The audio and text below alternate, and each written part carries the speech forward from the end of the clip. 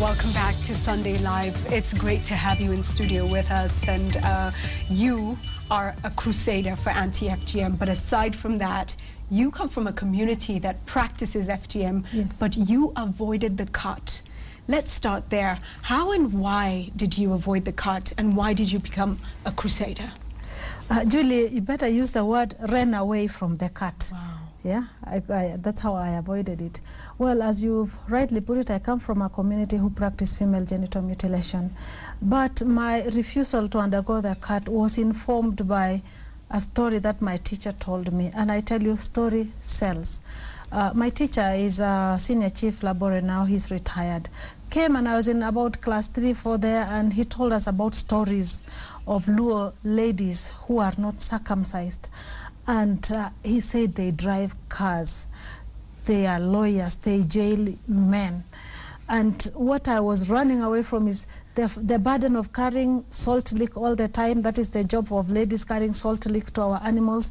Right. And when he talked about a car that can carry luggage, then I added a car that will carry my salt lick so I don't have to carry. And to get that, you have to be uncircumcised, because he talked of the Luo ladies. And the Luo ladies are lawyers, and to be a lawyer, you have to be educated. So it became 1 + 1, and I got 3. Not to be circumcised, I have to be educated, and to be able to have a car.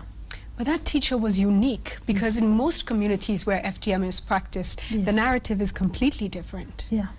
And we say teachers are really the role models. And in this case of campaigning against female genital mutilation, those are the same people we are counting on. Those are the people who have gone for trainings, who have interacted in their course of training or education, who have interacted with communities who don't practice female genital mutilation. And those are the ones I'm counting on so that they can become ambassadors. Most of the communities who embrace female genital mutilation don't know anything beyond the boundaries of their community. They think you must be circumcised, because there are many reasons why they embrace and they continue practicing female genital mutilation. Give us some of those reasons. Well, they say, first of all, marriageability, although it differs from community to community. If, for example, the Kuria, they say you cannot be married if you're not circumcised.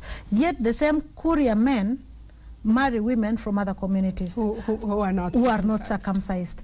The Maasai community, and it's very sad that of late they've been agitating to be allowed to continue circumcising their children. They were citing the issue of marriageability. In my own community, the Marakwet also, they say you cannot be married when you are not circumcised. And I am using this opportunity, Julie, to call on women who have not been circumcised and married to come out and be role models, because they know the benefits that they are enjoying now by not being circumcised. That's when I decided also to come out and tell my community, here I am not circumcised. You consider us children, because one of the things is the derogatory language that somebody is called. I saw that they call Omusagari. Yes. Yeah, they were calling them. Yes. It's a very bad name. If we come from that community and you are called that, it is not very nice. And so in my community, the same name is also there, but of course different. But it goes even further. There are communities where if you give birth, the child is considered a liability. Yes. There is the story that you won't give birth, or you give birth to a child who is not normal. Yes. And these are the narratives in the communities. Let me ask you this. Yes. Why then become a crusader, and what have you done so far as chair of this anti-FGM board? I became a crusader, Julie, because I saw my own schoolmates and classmates.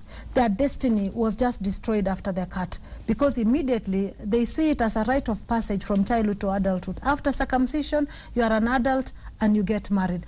Julie, you should hear the words that they tell these girls after circumcision. For example, some communities, when you come out from seclusion, they will tell you, go, may men follow you like flies. What are they telling their girls? Don't say no when you are approached. Is that what the world is all about? Is that what you want our daughters to go through? Instead of when other communities who don't circumcise theirs are encouraging them to go to school, the sky is the limit for them, telling them to get as many degrees as possible. Most communities who don't practice female genital mutilation, and where we are currently in Kenya, people are taking to the marketplace degrees. masters, PhDs, so that they can get employment. What are the girls from these communities who practice female genital mutilation? The fact that after seclusion, may men follow you? That is not right. Right, is where we're putting the girl child and Yes. what we're preparing for in Yes. life. And perhaps you didn't know that FGM in Kenya is at 27%. I was stunned when I realized it's at 27, although it's 10% down over the past 10 years. Yes. Nevertheless, 27% remains alarming. Let's then address the fact that culture is special. Yes. And culture is important. Yes. And therefore, how do we retain culture even while we say we want to remove the cut? But before we go to that, we did speak, Anne Mawade spoke earlier this week to Keriako Tobiko, Yes. the Director of Public Prosecutions. Let's see what he had to say about this issue. And for the record, culture is good. Culture is beautiful. I myself come from that community, and I adore our culture. But the law does not, and the Constitution does not, condone harmful cultural practices. As we educate them about these, we must also enforce the law. So we must educate them about the existence of the legislation and the penalties. So they should not at all expect any mercy or sympathy from this seat. So there we have a role model from the Maasai community saying, Yes. you know, culture is good, but we're not going to tolerate this. It's about information, he says. What are you doing in terms of passing that information down, and how can we all help?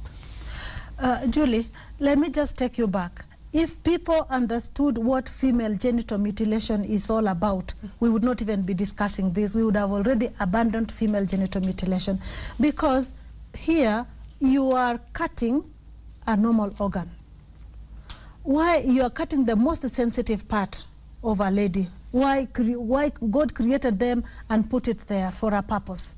Some of the consequences, Julie, of female genital mutilation are so terrible that you cannot even discuss when your children... Tell us some of them. Do tell us. For example, okay, let us go with the latest. You can bleed to death. Yes. That is now on the medical side. Giving birth is a problem. On the human rights perspective, you don't enjoy any relationship with your husband, because it is like cutting the aerial. There is no network over there. The most sensitive part has been destroyed. And in most communities, they do it so that they close it to become smaller, for the sake of just maybe for the men. That's what it could be done for that. But they say to preserve virginity. In the process, Julie, while giving birth, it is blocked. So we have complications. We have many of these communities, if the truth be told, that what women go through while having, during childbirth, if they can only relate to something that was done to them in the name of culture, female genital mutilation, then they will not allow their daughters to go through that. So they have complications. If you look at the medicalization, many ladies who have undergone female genital mutilation will take long to heal than those who have not undergone. So it is in the name of culture. Yet I still say culture is good, because it also worked for me to be elected as a member of parliament. When they referred to me as a child, I simply told them, will you send a grown-up? You will simply send a child. And I said, here, I'm a child, send me to parliament. So there are good aspects of culture. But what we are saying is, preserve all the good things of your culture, but without the cut. So you were saying that for years they continued to call you a child. Yes. And we celebrate you. Let's just take a moment to celebrate Linah Jebii Kilimo, and let's have a look at this woman who achieved so much, made it into parliament. Yes. Against all odds, actually. And without the cut. There we go, without the cut. Ladies who believe that you need the cut. I am a mother of 5 children. I'm a wife. I found a husband. I didn't go through any They cut. told me I will not get married. I got married to a Marakwet. They thought you might not have normal children. I've got normal children. Let's ask this question. Yes. How do we then start to change? Who are the critical players in changing the thinking behind FGM? Both.